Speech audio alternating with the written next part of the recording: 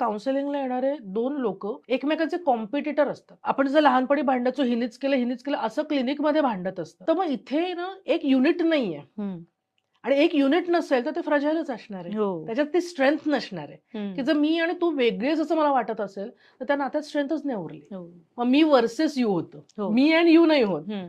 तर त्याच्यामुळे ती जास्त फ्रजाईल झालेत असं मला वाटतं, की तिथे इगो खूप जास्त हो, आलाय. हो. मला तू का बोललास आणि मी असं कसं सहन करायचं ह्याच्यात इतकं आलंय, की त्याच्यामुळे माझ्या आधी आपण एक नातं ठेवूयात, हं. असं नाहीये. मी व्हर्सेस यूच सतत आहे. हं. आपलं नातं, आपले प्रॉब्लेम्स न करता तूच प्रॉब्लेम्स आहे. हे जे संभाषण बदलत चाललेलं आहे ना, त्याच्यामुळे ते फ्रजाईल झालंय आणि हं. त्याला सांभाळणारं कोणीच नाही. न्यूक्लिअर फॅमिलीज आहेत. हं. आपण जास्तीत जास्त आपल्याच वयाच्या फ्रेंड्सकडे जाऊन रडतोय. हो.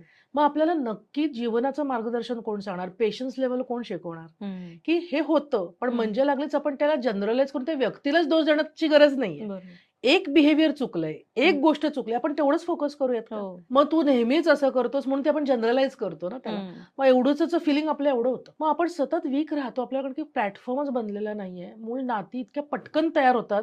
1 महिना डेट केला आणि लग्न झालं. हं.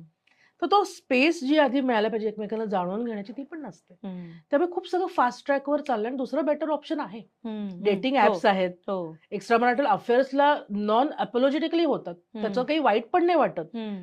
ते काय जस्टिफाय केले जातात. मग अशा ह्याच्यात नात्याची वीण घट्ट कशी होणार?